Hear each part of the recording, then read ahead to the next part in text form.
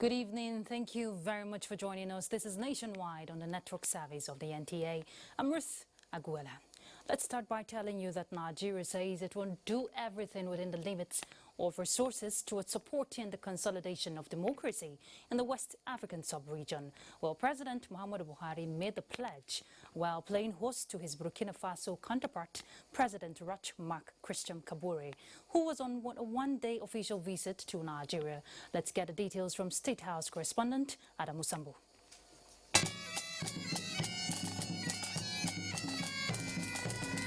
President Mark Christian Kabore of Burkina Faso is the second foreign leader to visit Nigeria since the outbreak of the coronavirus pandemic in February this year. Burkina Faso is one of the 5 countries in the sub-region scheduled to hold elections before the year runs out. Nigeria, President Buhari said, is keeping tabs on situations in such countries, saying he knows the ones that are calm and those where there have been unfortunate casualties, as explained by Foreign Affairs Minister Geoffrey Onyama after the closed-door meeting. The President said, yes, he was unfortunate about the loss of lives in Guinea, and that the other elections that were taking place, that things were looking good for in Niger. There's going to be a change of government there, but the need to keep an eye out on the other elections and to make sure that they were peaceful, first and foremost. And the President also, offered assistance, Nigerian assistance to Burkina Faso with their elections, and was committed to do anything necessary to make sure that those passed off peacefully and in an inclusive and democratic manner. The high-level discussions also centered on crucial sub-regional issues, especially Nigeria's border closure, as well as the reported trade difficulties amongst Nigeria, Ghana, Republic of Benin, and Niger. President Christian Kabore is the chairman of the Economic and Trade Liberalization Scheme of ECOWAS. This is the scheme of ECOWAS, that deals with free movement, the implementation of the free movement of peoples and goods across ECOWAS. So he was also keen to know what the situation was with regards to border closure and how that is impacting on Nigeria, Benin, Niger and Ghana.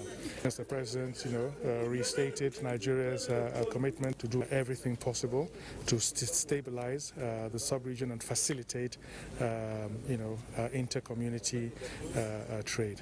Nigeria and Burkina Faso has a binational commission as a framework for developing highly beneficial projects and economic cooperation between the two countries. The last time the commission met was in 2017. During the meeting, President Christian Kabore commended the Nigerian leader for the strong leadership and support displayed in his capacity as chairman of COVID-19 response in West Africa. He appreciated very much Nigeria's leadership and Mr. President's leadership within the West African sub-region and wanted him to continue in that vein. He also talked about the single currency of ECOWAS, to be on the same page as Mr. President on the economic and single currency issue, to be on the same page with Mr. President on the security challenges, terrorism. On the situation in Mali, the two leaders expressed the hope that the summit held in Accra, Ghana on Tuesday would yield positive results towards achieving the desired cohesion across the West African sub-region. From the State House, Adamu Sambu, NTA News. Well, as part of federal government's efforts to push for accountability and transparency in its anti-corruption fight, a central database for assets tracing, recovery and management has been launched. Minister of Justice Abubakar Malami SAN unveiled the center in Abuja. Femi Okewo was there and now reports. It is part of the Central Criminal Justice Information System under the National Anti-Corruption Strategy. The centralized database for storage of recovered assets will provide timely access on all recovered assets within and outside Nigeria. It will also provide adequate record keeping to confirm the status of assets, whether interim, seized, or finally forfeited. Attorney General of the Federation, Abubakar Malami, said with this database, recovered assets can now more deliberately be built into the nation's annual budgets. That transparency aspect of it is further re-established and reenacted by the fact that for the first time, recovered assets are now dedicated to particular and specific arrangement and tied to projects. Because it is a multi-agency collaboration, about 15 heads of government organizations made commitments of cooperation at the launch. They range from the National Assembly, Revenue, Anti-Corruption, and security agencies. Prevent the relooting of recovered assets as often the case in the past. Assist citizens, civil societies, organizations, and journalists, as well as general public to monitoring recovered assets and disposal of assets by virtue of the FY Act. The database is located at the Ministry of Justice, but will be accessible to information seekers anywhere in the world. In Abuja, Femi Okeowo, NTA News. All right, we know Benin is getting set for Saturday's election, so let's join our Benin Network Center right away. Obehi is already standing by. She has the next set of reports for us. Obehi. Thanks, Ruth, for joining us in Benin. INEC officials, party agents and other stakeholders early today witnessed the distribution of sensitive materials to local government areas and polling units. Gotukuka Ona was at the CBN premises at Mava, where the deployment took place. The process is being observed by security personnel and the press. So after now, we are moving the materials to the local governments, and from the local government, tomorrow, they will move to the racks. From the racks, early in the morning on Saturday, they will move to the polling units. And what we have done today is to ensure that it's a credible process. The agents of the other political parties could not be reached, while that of the PDP declined comments. Ogochukuka Ona now joins me live from INEC State Headquarters in Benin. Ogochukuka, give us a rundown of the timeline for deployment of election materials, especially sensitive materials for the election, and where INEC currently stands on the schedule. Thank you very much, Obeyi. Just as that report has just indicated, the movement of sensitive materials began as early as 7:30 in the morning, and up to this time, they are still there distributing the materials. First, they started with those areas which are far away from Benin, that is riverine areas, those areas that are a bit far, and then it will now trickle down to the areas within. And I can tell you that non-sensitive materials earlier left the state to local government areas a couple of weeks ago, and other aspects of the schedule of activities are ongoing, like the training of personnel, especially the training of registration area technical support groups, and of course the dispatch of other materials. Currently, the distribution of kits to observer groups is ongoing right here at the INEC headquarters, and this and more are ongoing at the moment.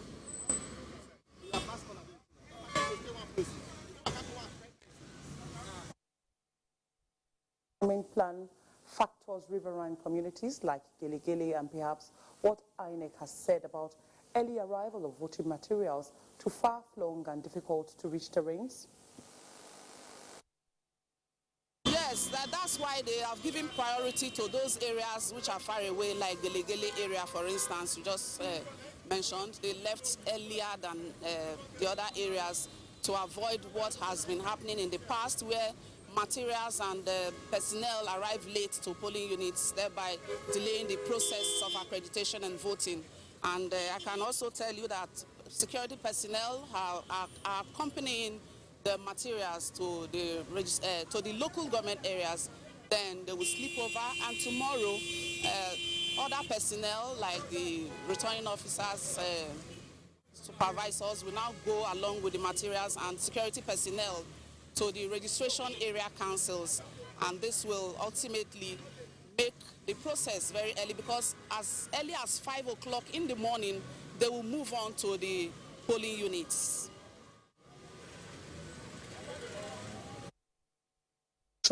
in terms of deployment of personnel by INEC for this election. Do you have any idea of the level of preparedness and training of ad hoc staff for the exercise?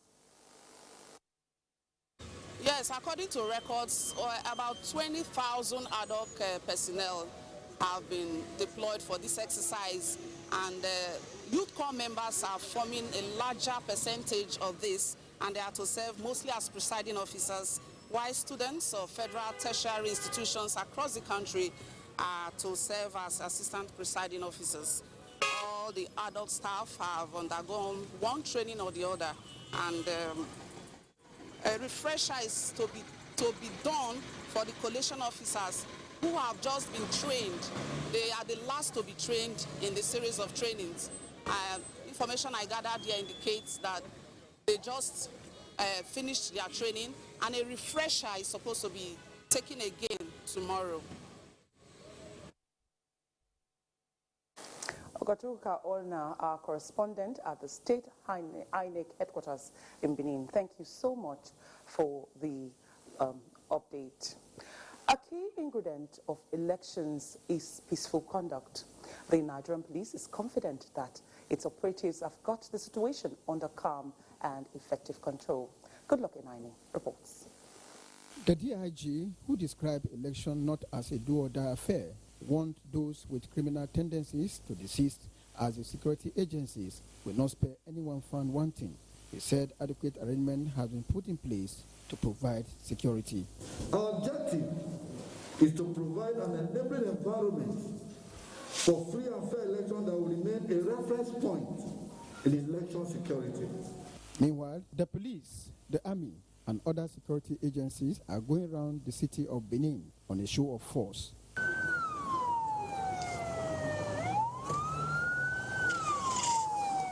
The police public relations officer, Edo State Command, Chidi Wambuzo, says they are ready to deliver. We are doing this, telling them not to test our will, that the election must be free and fair. It must be non-violent. It must come with credibility. And that is the statement we are issuing out today. The exercise is holding simultaneously in the 3 senatorial districts of Edo State. In Benin, Goodluck Inaini, NTA News. The podium dance by candidates for Saturday's gubernatorial election in Edo State. The baton moves now into the hands of the electorate. There is an expectation of what is to be. Agatha Aguele has a finger on the pulse of the city. She joins me live from the popular Ring Road in the metropolis. Ruth Aguele is also on standby in Abuja. She might also have some questions for Agatha. Agatha, please give us a sense of the mood in town. Having gone round, what is the general ambience? All right, thank you very much, Obehi. Yeah, I am at the city center, the King Square. That's the Oborame Square, right in the heart of Benin City. And I can tell you that the city has been peaceful and calm. It's sort of business as usual here, as people are still going about their normal daily activities. Of course, there has been a massive deployment of security personnel for the election on Saturday, especially police officers, but they are not visible on the roads in the city. I have been around major streets and adjoining routes in the city, and they are not on the roads. So the insinuations that are fears expressed in some quarters that it's some form of battleground here is not the reality of what is on the ground. Perhaps the major difference, or the most important difference I can say about today, is the traffic situation in Benin. All adjoining routes to the King Square, that's talking about the Airport Road, Saple Road, Akopava, Upper Market Road, Forestry, Upper Market Road, there's serious traffic situation there. For instance, this is the Akopava Road. The Obavorame section of Akopava Road, right here where you have the Central Bank of Nigeria, where the sensitive materials for the elections are kept. It's a complete no-go area. One part of the road, one lane of the road has been completely sealed off, and motorists now have to resort to another lane. Well, maybe the traffic situation in town today is because of the election on Saturday. But it's not even rush hour. That's when people will be closing from work. But we are having so much traffic situation here. And of course, it's been a favorable weather here today. Edo has been sunny compared to what we had in the past 3 days.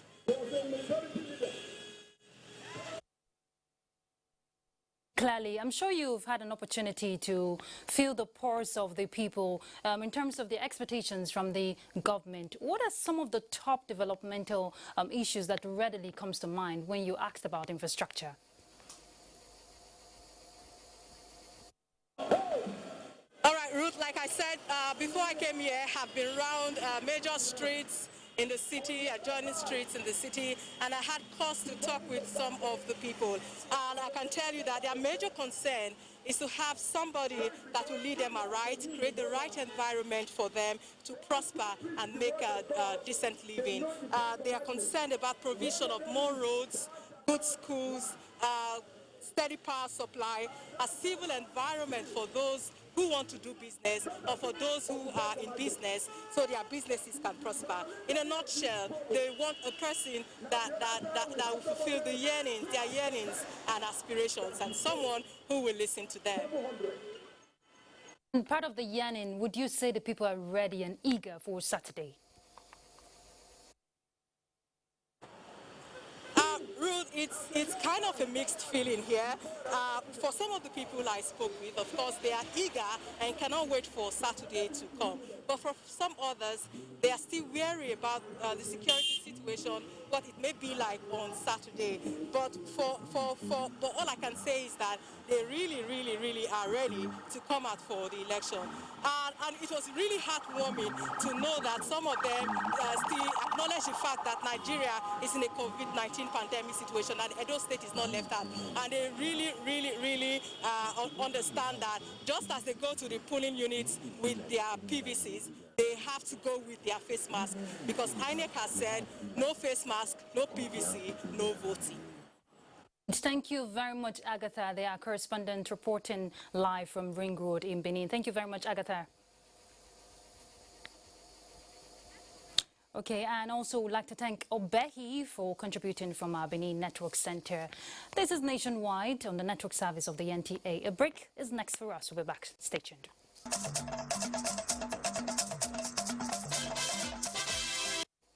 Thank you very much for staying with us. Let's look at education. The federal government is set to consider suggestions and solutions proffered to bring back the lost glory of University of Lagos, that is UNILAG. Minister of Education Adamu, while receiving the report from a visitation panel constituted by the government to look into the crisis bedeviling the institution, says the university, like any other in the country, is central to the well-being of students and society, and so the government will not fold its arms and watch things get deteriorated in the university. The visitor of the university, after due consideration of the report, will take a decision on the matter as appropriate in order to restore peace and conducive learning atmosphere in the University of Lagos and the university system as a whole. Crisis in the university started with the appointment of an acting vice-chancellor after the removal of the previous one by the university's governing council, which led to the composition of a 7-member special visitation panel by government, headed by Professor Tukar Saad, to look into the crisis and proffer a solution. In another development, the minister, Adamu, has also received the report of panel on Pan-African University of Science and Technology, established over a decade ago, but was bogged down by ownership and associated challenges, slowing down the pace of development. The minister promised to reposition the institution for the vision it was established. In another development, a committee to bring forth implementable initiatives of addressing fallen standard of education has been inaugurated by Nasarawa State Government. Aliyu Tijani Mohammed reports that membership is drawn from institutions of learning within and outside the state.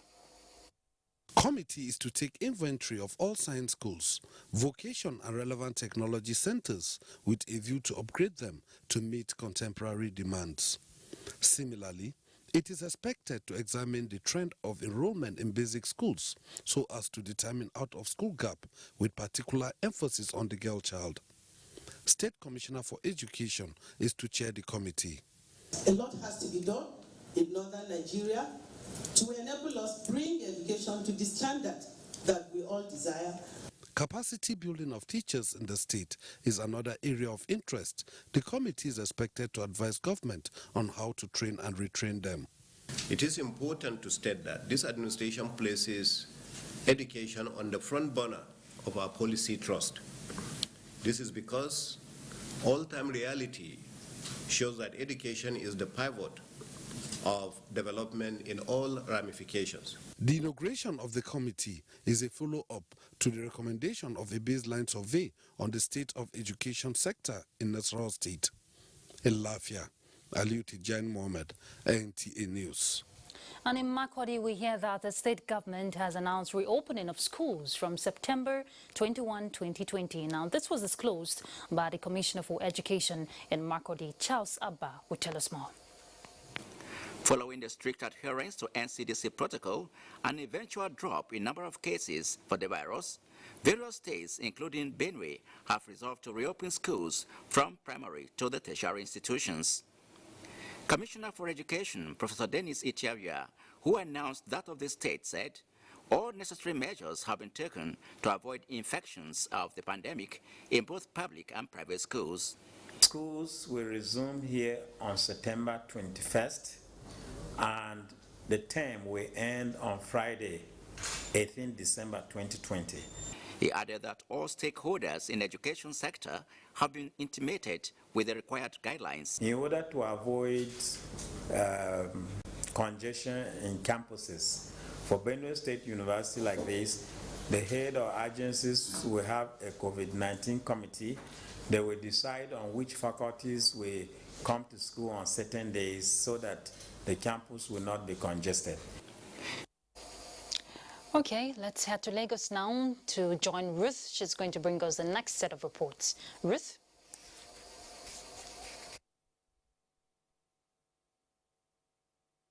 Thank you, Ruth. The passage of Petroleum Industry Bill will significantly enhance the optimal performance of Nigeria's oil and gas industry. This was disclosed by Chairman, House Committee on Petroleum Resources, Upstream, Musa Adar, during an oversight visit of the committee to the Department of Petroleum Resources, DPR, in Lagos. Annie Daniels has details. Chairman, House Committee on Petroleum Resources, Upstream, Musa Adar, said the visit was to have a first-hand information on the activities of the Department of Petroleum Resources. Director DPR, Sarkra Awalu, said DPR is a revenue collection agency for funds accruable to the federal government from the oil and gas industry operations. And in compliance with the Treasury Single Account policy of the federal government, the agency conducts comprehensive quarterly and annual reconciliation of revenue payments to ensure accurate and timely remittance to the Federation account, thereby translating to the generation of over 7 billion naira as revenue to the federal government in the last 7 months. And look at the interest we have in the ongoing bid process for the marginal field. That really shows that the strategy is working because we have a tremendous interest and people are really putting. So that really guarantees our process of optimization and seeing through that is a win-win for the investors, for participants, as well as professionals in the industry. Chairman of the House Committee on Petroleum Resources, Upstream, Musa Adar, on behalf of other members, applauded DPR for living up to expectations, even in the face of challenges, promising that the National Assembly will expedite action on the passage of the Petroleum Industry Bill, PIB. And what he has presented to us in form of compendium as a souvenir to us will guide us to enact more laws, to amend obsolete laws, and to make some amendments of laws that are required to govern the oil and gas industry in this country. Both parties are optimistic that DPR will surpass its revenue target for the year. In Lagos, Annie Daniels, NTA News. Now to transportation. The Minister of Transportation, Rotimi Amechi, is optimistic that the Lagos-Ibadan rail line will be ready for both commercial and freight operations by the end of December. He was speaking based on the targets outlined by the contractors, which spelt out the delivery of the 10 train stations along the corridor across 3 months. Michael Olale reports. The rail subsector seems to be the most hit by the coronavirus pandemic. If not for the lockdown, the Lagos-Ibadan rail line will have been completed and operational since April. But in line with the proverbial sun, which is still sufficient to dry a wet cloth, the Minister of Transportation embarked on this inspection to ensure that finishing touches are put in place where necessary. When compared to the Minister's last visit, there are sizable improvements at the train stations, but not at a pace the Minister believed will fast-track the delivery. Hence, he agreed to the contractor's demand of completing the work in phases. They expect that by end of September, they should finish the 3 stations they've told us. By the end of October, they should finish the remaining 3 minor stations they told us. By the end of December, they said they will finish 3 major stations, excluding Apapa. But we are insisting that a special task force be set up at Apapa to complete it at the same time as the rest.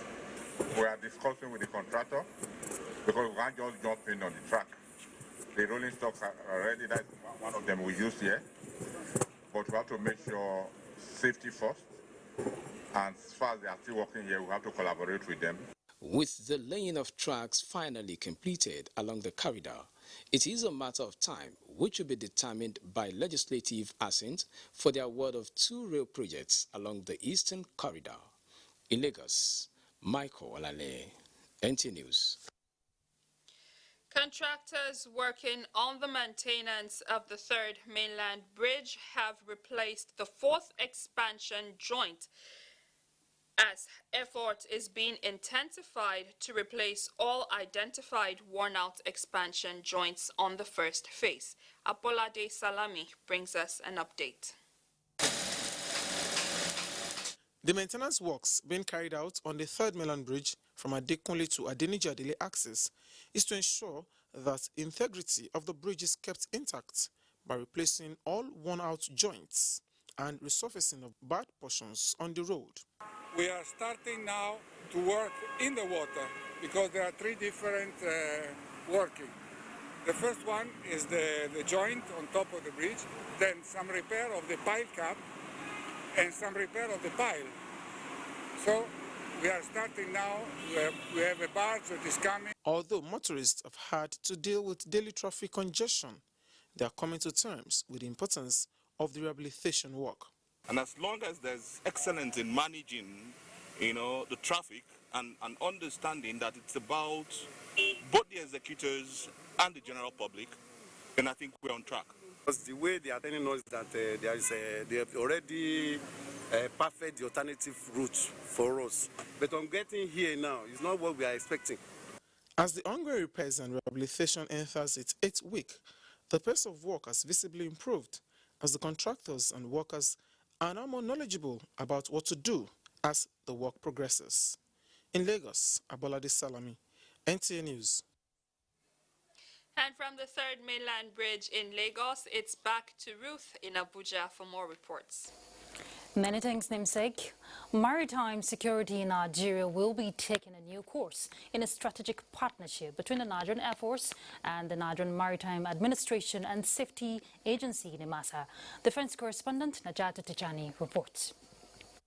Smiling in anticipation of what is to come, the Director General of NIMASA seeks further support for one of Africa's biggest projects in maritime security, the Deep Blue Project. The $195 million security project is aimed at ensuring the safety of anchorage areas in Nigeria's maritime domain and the Gulf of Guinea, a notable trade route which encompasses West and Central African countries and a hotspot for piracy. The Nigerian Navy and other agencies are already supporting the project, but more intervention is needed. We have 3 special mission aircraft for the purpose of this project, and we have 3 special mission helicopters specifically for this project. We cannot achieve the control and command of these special aircraft without the hands of fellowship of the Nigerian Air Force. The Nigerian Air Force has continued to play a very crucial role, working very closely with the Nigerian Navy, using the Nigerian Air Force Maritime Air Patrol aircraft, the ATR-42, which has actually participated in several exercises within the Nigerian maritime environment. I want to assure you that we'll continue to work very closely with you, and I hope that we'll put together a technical team immediately. Additionally, the NAF is expected to provide and monitor geospatial intelligence using its state-of-the-art equipment. The Deep Blue project is expected to be operational by October 2020, and more than 85% of the project assets are already on ground, with the air platforms being expected soon. Naja'atu Tijani, NTA News. The Imo State Governor, Hope Uzodinma, has stressed the need for effective implementation of criminal justice law as a means of achieving speedy dispensation of justice in the state. Well, he made this known at a workshop for judges and legal practitioners in Owerri. Kinsley Ononiwo has details. The workshop, which heralds the 2020-2021 Imo State legal year, is aimed at acquainting judges, legal practitioners, security agents, and officers of the Nigerian Correctional Service with the knowledge and application of the Imo State Administration of Criminal Justice Law 2020. Governor Hope Uzodinma, represented by the State Attorney General and Commissioner for Justice, Chief Cypriel Aguele, says the introduction of the new criminal justice law, apart from quickening criminal law delivery in the state, will also play a crucial role in the decongestion of custodial centers. Based on the enactment of that at the national level by the National Assembly, the states were enjoined to domesticate the law in the state. In other words, make the law applicable to Imo State. So everybody will know their own role, and that is how the law will progress. The Imo State Administration of Criminal Justice Law was signed into law by Governor Uzodinma in March 2020. In Owerri, Kinsley Ononiwo, NTA News. Amina is waiting to bring some reports from that end, and talking about Kaduna. Amina, it's your turn. Thanks, Ruth. Welcome to Kaduna. Governor Nasru Ahmed El-Rufai has assented the amended Kaduna State Penal Code Law 2020. This development follows the passage of the law by the state lawmakers. The amendment enables an alteration of Section 258 of Kaduna State Penal Code 2017 to ensure stiffer penalties for rapists. Under the amended law, whoever commits rape of a child below the age of 14 shall on conviction be punished with surgical castration and death, whereas if the victim is above 14 years, the culprit shall face surgical castration and life imprisonment. With this assent, the amended law has come into effect in Kaduna State. And now, for an insight into the new rape law, we have a lawyer, Al-Zubair Abubakar, in our studios. You're welcome. Thank you very much. It's a great pleasure. Now, what are the fundamental amendments contained in the new law? The amendment pertain to Section 258 of the Penal Code 2017. Prior to this amendment, there was only one section which deals with death sentence for those who are accused and proved of rape. Now, this section has provided for force of heads, that is subsection 1, 2, 3, and 4. And it has also classified victims as those who are below 14 years and those who are above 14 years. Those victims that are below 14 years will now, if they are found guilty, will have to be castrated and they will be sentenced to death. Those who rape people above 14 years will be castrated and they will be given life sentence. The section also provides for female rapists. Female rapists will have to have a similar treatment with those of male rapists, including life imprisonment. These are the changes that have been made in this law, and I think they are very, very fundamental, because for the first time our laws have captured female rapists. Okay. Now, to what extent are these new provisions of Kaduna State Penal Code in tandem with the Constitution of Nigeria as amended? The Kaduna State House of Assembly, under our Constitution, is the one saddled with making laws for the good governance of the people of Kaduna State. As you already know, rape has become a very pandemic and protracted crime, not only in Kaduna State, but all over Nigeria. In Kaduna State, it is worse for us, because here it has even been reported one time when the police commissioner paraded a rapist, that a person who is 75 years old has raped a 4-year-old girl, which is very, very unfortunate. So saddled with this constitutional role, the Kaduna State House of Assembly is the one that is given the powers under the jurisdiction of the Constitution to make laws for the good governance of Kaduna State. And I think, given the situation and the preponderance of rape cases, the Kaduna State House of Assembly was right in passing this executive bill taken by the governor of Kaduna State to it. Thank you very much, Barrister. Due to time constraint, we now stop here. It's a great pleasure. Thank you very much. Decades of long history and rich cultural links between Kano and 5 kingdoms in Jigawa State have been rekindled as the Emir of Kano, Alhaji Aminu Ado Bayero, visited the Jigawa Emirates in continuation of his tour to traditional institutions across the country about 7 months after accession to the throne.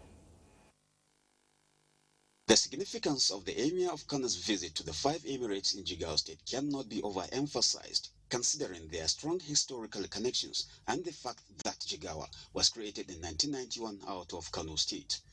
This is the more reason that prior to his engagements in Dusi, the Jigawa State capital, the visiting Emir, as a mark of honor and respect, was at the palaces of the Emirs of Kazori, Hadeja, Gumal, and Ringim to interface with the traditional rulers in their domain. Alhaji Aminu Bayero rounds off visit to the Jigawa royal fathers at the palace of the Emir of Dusi, Dr. Nuhu Muhammad Sanusi.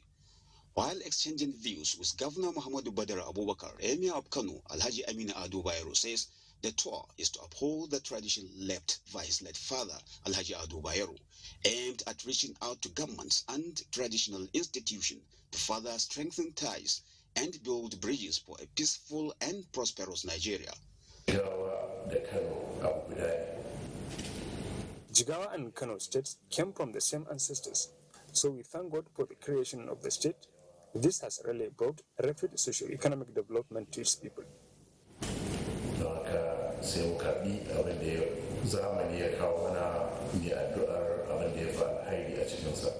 Governor Muhammadu Badr Abubakar expresses appreciation on behalf of government and people of Jigawa State to the visiting Emir, which, according to him, opens up another chapter in the good history books of Jigawa and Kano States. From Dusi, Bashir Ibrahim Nababa, NTA News. And that's it from here. It's back to Ruth in Abuja. Thank you, Amina. Minister of Water Resources, Engineer Suleiman Hussein Adamu, has called for partnership between government and non-governmental organizations to rescue environmental monuments and harness their values for economic and social benefits. The minister said this at a clean-up flag-off campaign by non-governmental organization at Jabi Lake in Abuja. Deborah Micah will tell us more.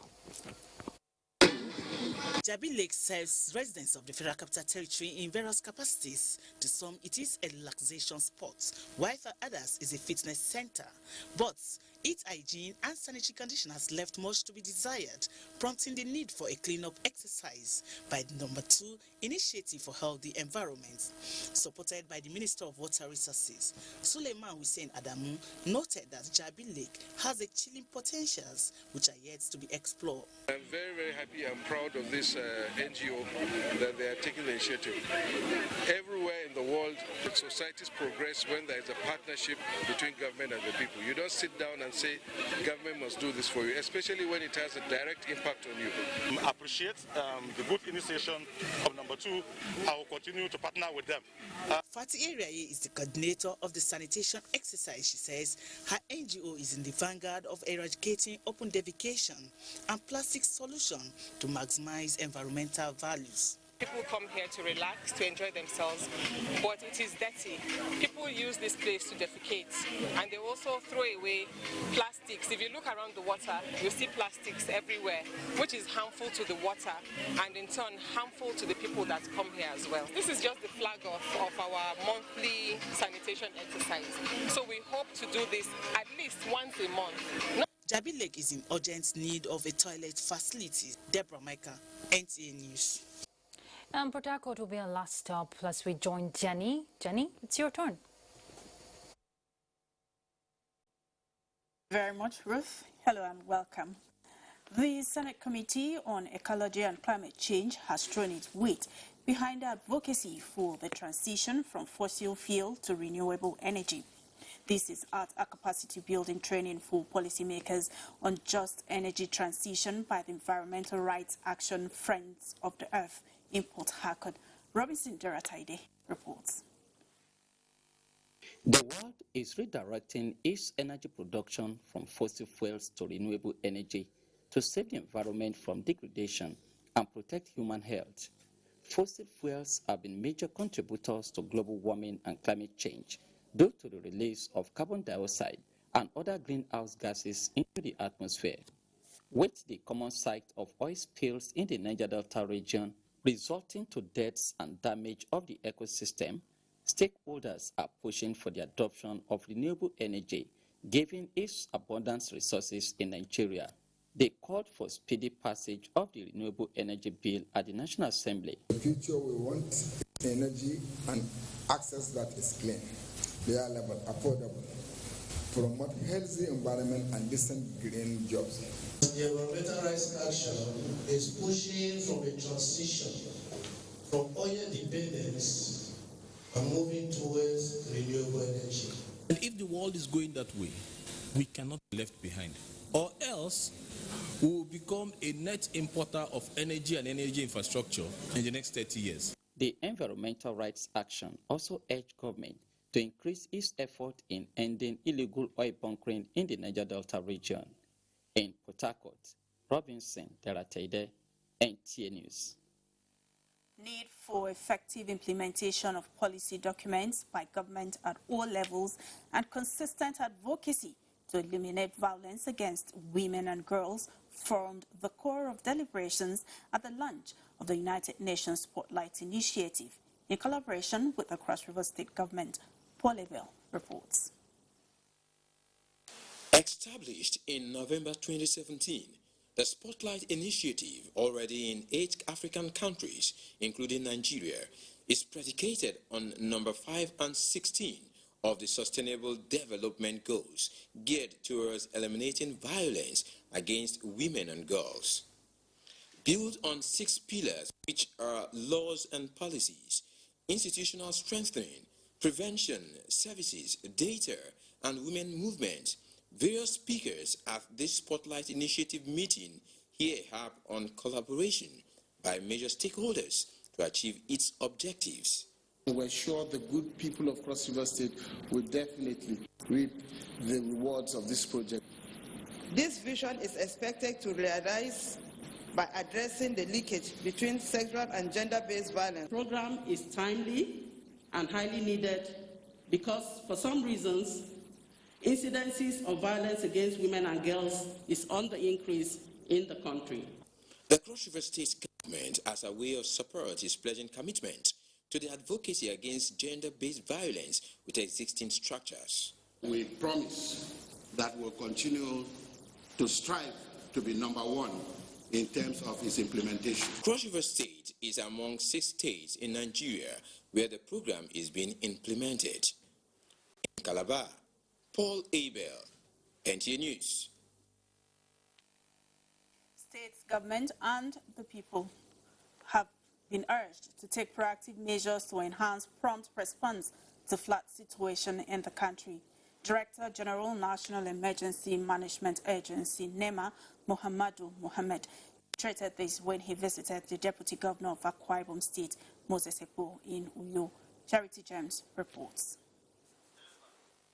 The Nigeria Hydrological Services Agency, in its 2020 flood outlook and rainfall release, had predicted 102 local government areas in 28 states of the Federation, including Akwa Ibom State, to experience high risk of flood within the year, hence the need for adequate precaution.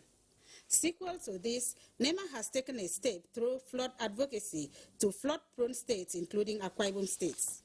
Director General, National Emergency Management Agency, represented by Director Disaster and Risk Reduction, who led the delegation urged state government to take prompt action to avoid flood by carrying out awareness programs on flood and the silt river channels and drainages. It is our responsibility as government and people to evolve strategies to minimize losses through adherence to warning, alerts, early prevention, and proper response. Akwa Ibom State Deputy Governor and Chairman State Emergency Management Agency, Mr. Moses Ekpo, thanked President Muhammadu Buhari for the preparatory efforts considering the devastating effect of flood. But if we pull the entire resources from the federal point of view, I think they can be ready for it. Akwa Ibom State is optimistic that flood will be a thing of the past if NEMA should match its words with action. In Uyo, Charity James, NTA News. Nationwide will continue with Ruth and Abuja after the break.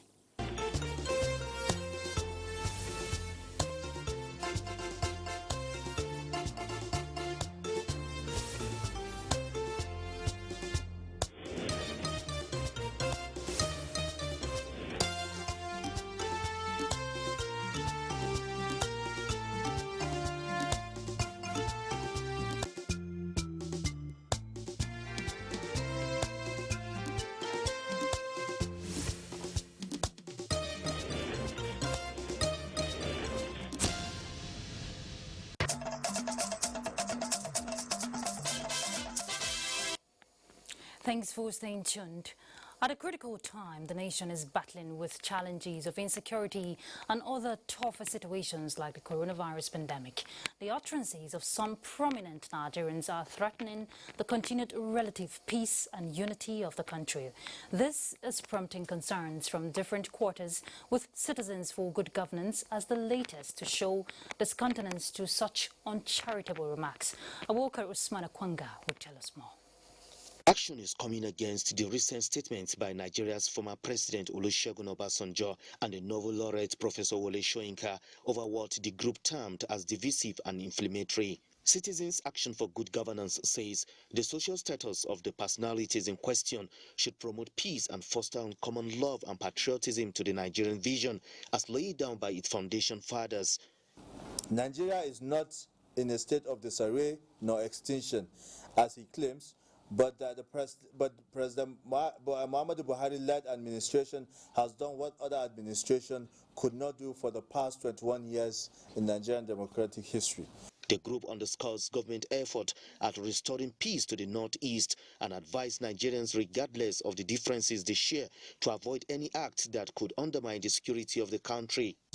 This government has put enormous resources to fight all forms of terrorism to stand still, and the effort is still glaring for Nigerians to see and testify.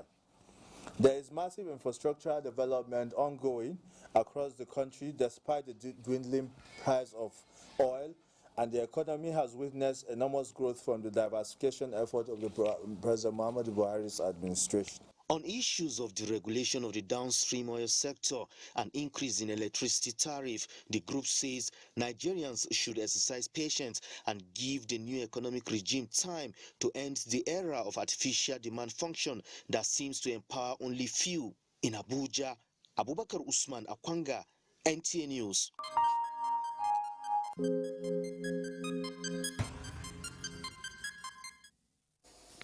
Let's bring you the latest COVID-19 update. Figures released from the Niger Center for Disease Control has confirmed 126 new cases of COVID-19 in the country. Total number of confirmed cases stand as 56,604. Leading the breakdown of this 26 new cases is the FCT with 37 cases. Lagos has 27, Plateau 16, Kaduna 9, Abia 7, Gombe and Ondo 6 each. Imo 5, while Delta, Ekiti, Kwara and Oyo states recorded 2 new cases each. Others are Bauchi, Kano, Katsina, Ogun and Yobe with 1 new case each. Lagos tops the chart with 18,723 cases. The FCT is next in line with 5,488 cases, while Oyo follows with 3,223 confirmed cases. The number of recovered and discharged patients 47,872, while 1,091 have died, unfortunately.